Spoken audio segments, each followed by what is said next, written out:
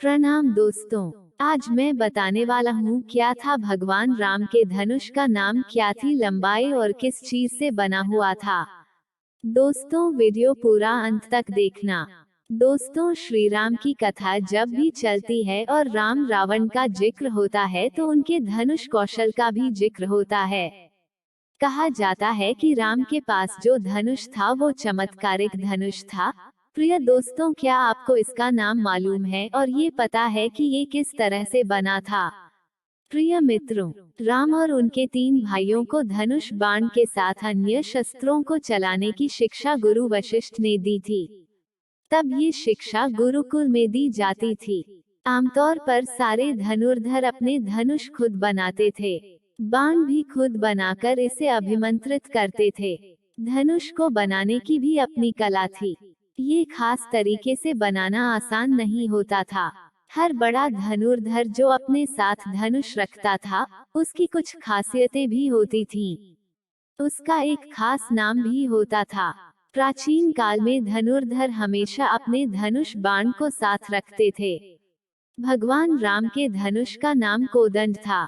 ये बहुत प्रसिद्ध धनुष था, इसलिए श्री राम को कोदंड भी कहा जाता था। कोदंड का अर्थ होता है बांस से बना हुआ। कोदंड एक चमत्कारिक धनुष था जिसे हर कोई धारण नहीं कर सकता था। इसे तरह तरह अभिमंत्रित किया गया था। कोदंड एक ऐसा धनुष था जिसका छोड़ा गया बाण लक्ष्य को भेद कर ही वापस आता था। पौराणिक कथा के अनुसार एक बार की बात है कि देवराज इंद्र के पुत्र जयंत ने श्री राम की शक्ति को चुनौती देने के लिए अहंकारवश कौवे का रूप धारण किया। ये कौवा सीताजी को पैर में चोंच मारकर खून बहाकर भागने लगा। इसके बाद जब इस कौवे को मारने के लिए राम ने धनुष पर तीर चढ़कर छोड़ा तो इंद्र का बेटा जयंत डर गया। उसे जब कोई भी नहीं बचा पाया तो वो वापस राम की ही शरण में गया और माफी मांगने लगा। राम ने उसे माफ कर दिया।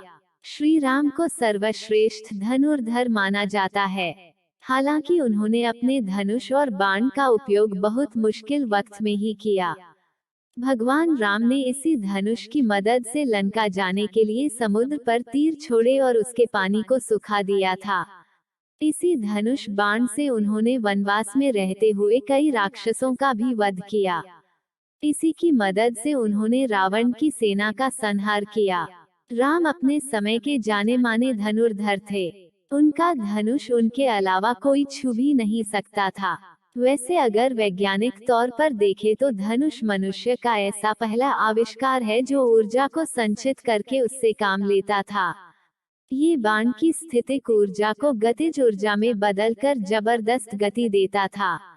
इससे फासले लेकर दूर तक मार की जाती थी। अब भी बहुत से देशों में आधुनिक तीर धनुष का हथियार के तौर पर इस्तेमाल किया जाता है। नई तकनीक का इस्तेमाल करके आधुनिक धनुष और तीर बनाए जा रहे हैं। आर्चरी अब भी आधुनिक खेलों में शामिल है।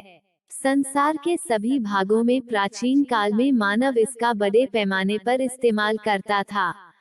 धनुष का आविष्कार हजारों साल पहले हो चुका था। माना जाता है कि इसका आविष्कार पहले भारत में हुआ और फिर ईरान के रास्ते बाहर दूसरे देशों में गया। प्राचीन समय में सैन्य विज्ञान का नाम ही धनुर्वेद था, जिससे जाहिर होता है कि उन दिनों युद्ध में धनुष बाण का कितना महत्व था।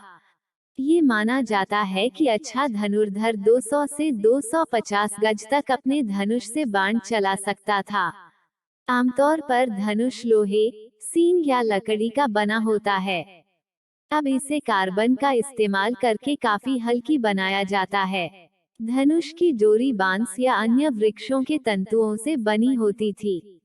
लकड़ी के धनुष का दंड 6 फुट रखा जाता था। छोटे आकार का धनुष करीब 0.04 फुट का होता था। मूठ पर मोटे पदार्थ लपेटे जाते थे जिससे मजबूत और स्थिर रहे, पकड़ने में भी सहूलियत हो। धनुष का दंड बनाने में भैंस, गेंडा या शरब के सींग तथा चंदन, साल, बेंत, ककुभ या धावल की लकड़ी प्रयुक्त होती थी। इसमें लचीलेपन के कारण बांस को बेहतरीन समझा जाता था। प्राचीन भारत में धनुष और बाण का पूरा एक विज्ञान था। इसके प्रकारों के बारे में चाणक्य से लेकर कई ग्रंथों में लिखा गया है। कोदंडमंडन नामक ग्रंथ में डोरी के भारी या हल्की होने के अनुसार 18 प्रकार के धनुषों का उल्लेख है। उनके विभिन्न भार और मापें भी दी गई हैं। अर्जुन का सुप्रसिद्ध गांडीव धनुष बांस का ही बना था। वहीं कर्ण के धनुष का नाम विजय था। भगवान परशुराम ने कर्ण को अपना विजय नामक धनुष दिया था। श्री कृष्ण के धनुष का नाम शारंग था। शारंग का अर्थ होता है रंगा हुआ, रंगदार, सभी रंगों वाला और सुंदर। कहते हैं कि भगवान श्री कृष्ण का यह धनुष सींग से बना था। हालांकि कुछ मानते हैं कि यह वही सारंग है जिसे कब की तपस्या स्थली के बांस से बनाया गया था।